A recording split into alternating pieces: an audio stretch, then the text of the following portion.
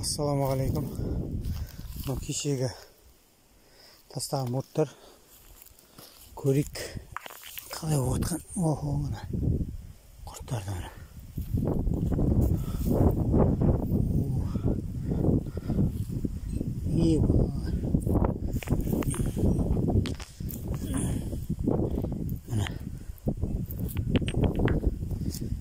Так. Көңді жумасаң шылаушындар кірмейді деген кісілерге құлақтарына алтын сырға.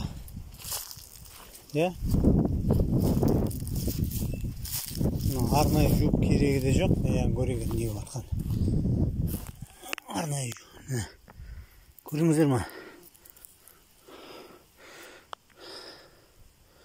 Кірмейді дегендер кіргенде тамаша кіреді. Тек алға болса болды.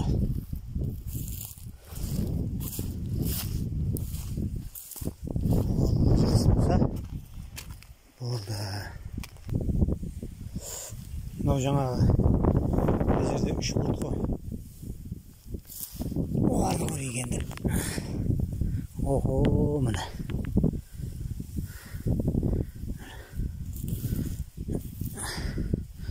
Жергеден барып түзет. Мына янда да жүрген. Көрдіңіздер ма? Мына янда да жүрген. Мынаның арасында да жүр. Мына. Көрдіңіздер ма? Так, бұл жаңағы шагающий грядка дейді ғой. Мына. Айттым, мына яның үшеуінің азығы бітіп атқан. Мына жанына енді су келмепті, бияғы құрғақ екен. Сәл ашу керек екен. Шагающий грядкамен бұлар өздері өте береді дедім ғой. Сол сіздерге бір дәлел ретінде аяғыма көңгірт кетті ғой. Дәлел ретінде видео түсіріп қойып атқан түрім.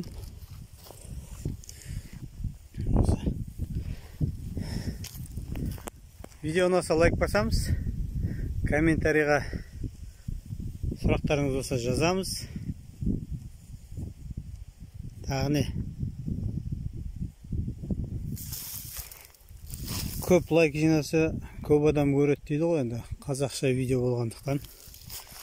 Көп қазақтар көрсін деп ниет етіп лайктарыңызды аямаңыздар. Баршаңызға рахмет. Суды барынша қосып қойдым. Мына араға қазір шамал тұрса, сосын кейін жақтан жел болып тұр екен. Шамал тұрсын. Содан кейін уже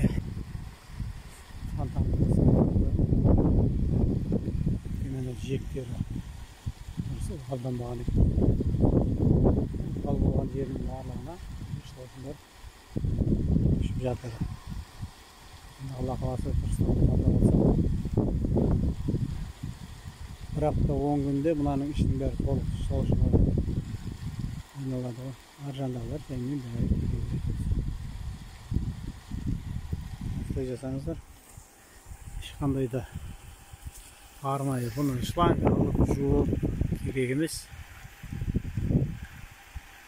Осыменен ақ көрдіңіздер өзіңіз қалай арасына шылаушындар келіп атқаны.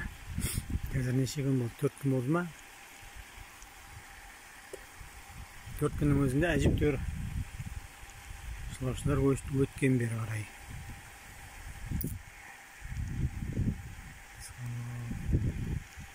Сұрақтарыңыз болса телефон нөмірін қалдырам.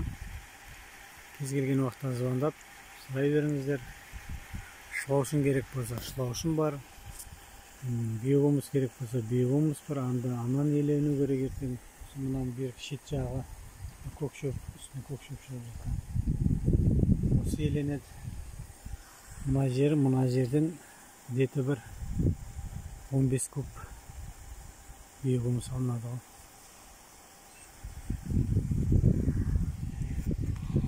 Мынаның ары жағында 3 борт. Ол өзіміздің жерімізге бау-бақша егетін жерге тасталады. Ол жердегі биогумус сатылмайды. Ол жерде енді кемі 5-6 камаз биогумус шығады. Таза өзіміздің болашақ алатын жерімізге тастаймыз. Бүгін енді Құдай қаласа түстен кейін барып жердің қосақтысын алсақ, түстен кейін келдеген бүгін дайын болады деген күні. Соны алсақ, содан кейін уже ол жақты тракторға жалдап тегістету керек, ошау керек. Содан кейін бау-бақша болатын жерге жерін белгілеп, оны биогумусты тастау керек трактормен. Содан кейін келер жылы көктемде тағы бір видео қосып кетемін үйге барғаннан кейін.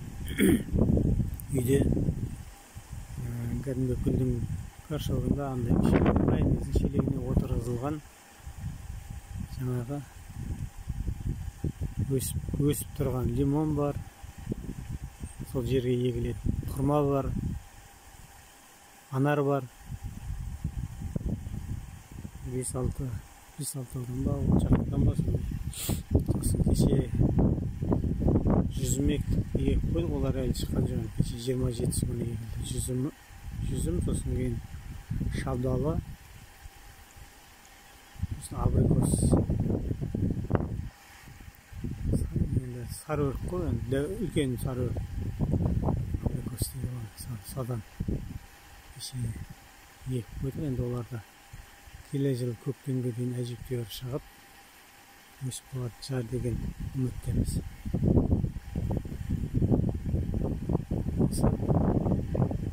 Сұрақтарыңыз болса, комментарийға қалдырсаңыздар да болады, немесе телефон нөмірін қалдырам, соған жеке WhatsApp-қа жазсаңыздар да, болмаса қоңырау шалыңыздар. Биогумус жөнінде, шошын жөнінде кез келген сұрақтарыңызға жауап беремін. Опыт бар, Құдайға шүкір. Келесі айда октябрьдің 26-сынан 1 жыл болады екен осымен айналысып бастағанымызға. Осы уақытқа дейін биогумус сатқаным жоқ, но шылаушындарды Құдайға шүкір шылаушындар сатып шамалы пайдасын көріп жатыр. Но негізі бұның пайдасы шылаушында емес, пайдасы биогумуста. Сол жағын ұмытпаңыздар. Олай дейтінім, біздің осы Қызылорда облысы Шиелі ауданы Алғабас ауылының өзінде егін диқаншылықпен айналысады олар Шиелі ауданы. Бұл жақтың өзінде біраз кісілер келер жылы көктемде осы биогумусқа егеміз деп ниеттеніп отыр екен. Ниеттеріне жетсін. Биогумустың әуелі алла, сосын мынау биогумустың нәтижесін көріп, өнімдерін табиғи, таза, химиясыз өнім алып, содан пайдасын көріп, дегендеріне жетсін. Бұл биогумусқа диқандардың 100% диқанның барлығы өтсе, ол кезде нұр үстіне нұр болады. Біріншіден әркім өзінің жаңа пайдасын ойлайды ғой. Биогумусымыз жерде қалмайды, итакта ол жерде қалмайтыны ясына. Но ертең 2000, 3000, 5000 квадратқа көбейткен кезде де қорықпай көбейте береміз. Өйткені бір алған адам оны уже бір биогумус алып, биогумусқа егін егіп, содан нәтижесін көрген адам қайтып химияға жоламайды. Ол ақиқат. Енді ойланып жүрген, осы шылаушын асырап биогумус өндірсем қалай болады, кімге сатам деп жүргендерге айтатыным, қорықпаңдар, әуелі Аллаға тәуекел етіңдер дағына бастап кетіңдер.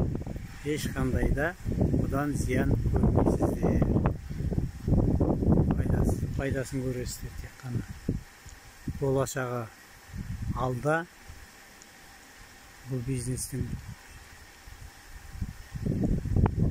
ешқашан да жаңағы кері тартынбау керек. Ойладың ба, осыны мен жасай аламын ау, осыны жасасам қалай болады, осыдан бір табыс табам, жақсы нәтижеге жетем дейтін болсаңыздар, көп ойланудың керегі жоқ. Тек қана алға деп алып бастау керек. Менің айтатын ақылым осы. Қорықпаңдар. Бұл жерде мен бір жаңағы шылауышын алсын деген сияқты бір реклама емес, басқа емес. Шылауышын онсыз да өтеді. Кешеде бір-екі адам келіп көріп кетті. Енді ол кісілер жаңағы осы ауылда сол жаңағы күріш еге деген биыл күріш еккен, бірақ жаңағыдай биогумуспен екпеген. Ол кісі айтуы бойынша бір тақтаны жаңағы малдың көңін тастағанда сөйтіп сол жерге күріш еккен екен. Ол жерден 67% күріш алдық дейді. Ал басқа жерден, көң тастамаған жерден химияны қанша деді? Дүниенің несін айтты енді, ақша салған химияға. Ол жерден бірақ 40% алған. Мен айттым, мен сен ол жерде жаңағы химия емес, мына биогумуспен көр. Содан кейін нәтижесін көресің өзің. Сен көң тастағаннан биогумус тастағаның қайда тиімді болады деп. Солай өзімнің ақыл кеңесімді айттым. Ол кісі де жерін көңін түсіріп, жерін дайындап болғаннан кейін, ол биогумус емес, жаңағы шылауышын алам деп кетті.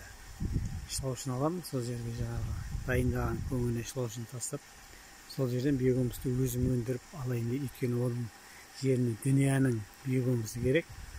Оның барлығы әжептәуір ақша болатын болғандықтан шылауышын алып, оны өзі өндіре алатынын көргеннен кейін солай жасаймын деп кетті ол кісі. Және көрші ауылда бір кісі, енді ол кісіде де жаңағы өзінің малдары бар екен, фазендылары. Көң деген жетеді дейді. Көң үйіліп жатыр дейді. Вот сол жерден ол кісі өткенде келіп ол да көріп кетті мынаны. Сөйтіп ол да ертең көктемге биогумус дайын болу үшін қанша шылауышын керек деп, қанша шылауышын алып тастауым керек дейді бір гамбаз көңге, көктемге дейін дайындау үшін. Мен айтам, енді ол жерге сен жаңағы 5 квадрат алсаң, құдай қаласа көктемге дейін биогумусың дайын болады.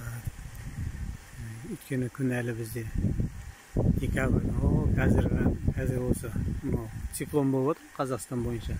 Осы кезде ғана шамалы салқын болып, жылы киініп қалдық. Әйтпесе декабрь айында да біз қалың киім кие қоймаймыз бұл жақта. Күн жылы болып тұрады. Күн жылы болғанда ол шылаушылардың өздеріңіз білесіздер, жақсы жұмыс жасайды. Ол да сол жаңағы малымның шөбін несін түсіріп дайындап алайын, қысқа азыған, содан кейін көңімді реттеймін, келем деп ол кісі де кетті. Солай негізі әркім өзі биогумус өндіргені дұрыс әрі тиімді болады. Ол биогумус егуге уақыт таппайтын, тек алаңсыз жаңағы поляда жүріп, қыстай жаңағы малға қарап жүретін адамдар болады. Оларға енді біз секілді фермерлердің өндірген биогумус сатып алуына тура келеді. Мендегі биогумустар лабораториядан өткізілген, қағазы бар, ешқандай да жұрттікіндей биогумус деп қойып сататын нәрсе емес. Кәдімгі сатпас бұрын бұны лабораторияға жіберіп, Алматы қаласында сол жақтан лабораторияның қорытындысы қағаз печатымен алып, содан кейін бар уже сатамыз деп айтып отырған жайым бар. Өзім былтыр қазіргі Түркістан облысынан екеуін екі жақтан алдым биогумус февраль айында. Бірақ екеуі де биогумус емес, көң болып шықты. Ол алғандарымды осы жерге тастағам, осылардың арасында шылаушылар жеңіншер енді әжептәуір ақшаға көң сатып алған деген бойынша ұят нәрсе болды. Енді әркімді Құдай кешірсін дейміз. Мүмкін ол кісілер де білмеген шығар. Бізде әдет қылуны бастаған кезімізде 3 ай 4 айда биогумус дайын болады деп түсіндік қой бәрімізде. 3 ай 4 айда ешқашан жаңағы биогумустың азғантай шылаушымен дайын болмайды. 3 ай 4 айда дайын болуға болады. Ол жерде шылаушының саны көп болу керек. Сосын компостированный болу керек, компост жасалған болу керек. Сол кезде 3 ай 4 айда биогумус дайындауға болады. А былайынша мынандай менікінде шикі көңді 3-4 айда бұл жерден құртың көп болса, жаздың күні мен мына жерім, сосын мына жерім осы 3 айдың ішінде дайын болды. Өйткені бұлардың осындай ақтығын мына жерде жатқан көңім, осы размері осындай енді объемы. Бір 100 квадрат. Мынаяғында да сол 100 квадрат. Бұлар енді 3 айда дайын болды. Неге десеңіздер, ар жақтағы миллиардтаған құрттар осында келді. Мына жерге мен анау жатқан пластмасс жәшіктер кішкентайы бар, үлкені бар. Сол өзі бар жоқ 12 жәшік бар тұғын менде. Қазір енді ол да азайып кетті. Құрттар жұрттарға жәшігімен беріп жүріп қайтып әкеп берді. Бұл қайтып келмей. Содан 12 жәшік тастаған мына жерге май айында ма? Майдың қалдым сон. 3 айдың ішінде в общем ана жер қазір биогумусқа дайын. Бірақ 3 айда дайын болған көргенменде мен бірақ кешегі күнге дейін енді ол жерден биогумусын алған да жоқпын, құрттарын да алған жоқпын. Ну енді арасында саттым ғой енді құрттарды былайша. Но бірақ азық тастаған жоқпын. Тек қана жаңағы үйдегі жеген асқаба немене қауыны, қарбызы сондайлар ғана тасталды ала жаздай. Сонымен жаңағы жатып. Енді қазір мынау көңді тастағаннан кейін жоқ құрттар өтіп жатыр екен. Жаңағы көрдіңіздер өздеріңіздің видеода ешқандай да несі жоқ. Енді ол 3 ай 4 айда дайын болды дегенменде, бірақ қазірдің өзінде 5-6 айға кетіп қалып жатқанда. Бұл еленем дегенше арасында қаншама көкөндер бар, олар да жарып шығып бары көше береді. Оған да ұмытпасам болды. Осылай. Бәрібір 3-4 айда дайындап мен сразу сатып жатқан жоқпын. Келешекте енді әуелі алла деп айтайық, қуат беріп жатса, келешекте 3-4 айда дайындайтындай қылып компост жасап, құрттың санын көбейтіп тастап, сондай қыламыз. Бұл кезде бұл жерде уже 3-4 айда биогумус дайын болады.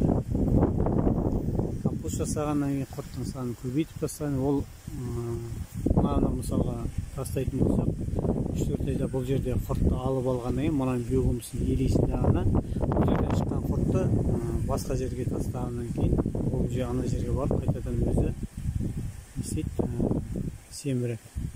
Бағана бір видеоны көріп отырмын. Кеше айтпақшы Гүлнар апайымыздың Сарыағашта келесі абайдағы Гүлнар апайымыздың видеосын көргенім, сол кісі айтып отыр еді. Семіз құрт жұмысты аз жасайды деп. Құрт арық емес, нормальный орташа болу керек деп. Ол да рас шығар, енді семіз адамның былайша қимылдауы да қиын ғой.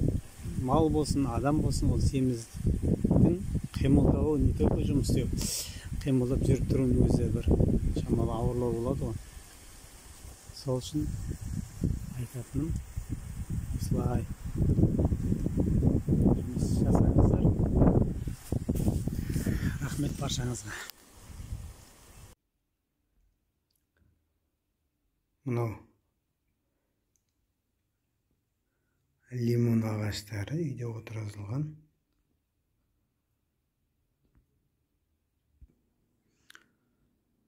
Және мына жерде лимондары бар. Мыналар анарлар. Мынау тұрғандар құрма. Анау ар жағындағысы да анар. Сосын кейін кешегі отырғызып тастаған. Мыналарға жүзім отырғызылды. Мына жерде шабдалы бар. Сосын кейін абрикос бар. Сонардан черешня. Осы. Құдай қаласа осылар ертең шыққаннан кейін ауылдағы жерге апарып далаға бау-бақша қыламыз.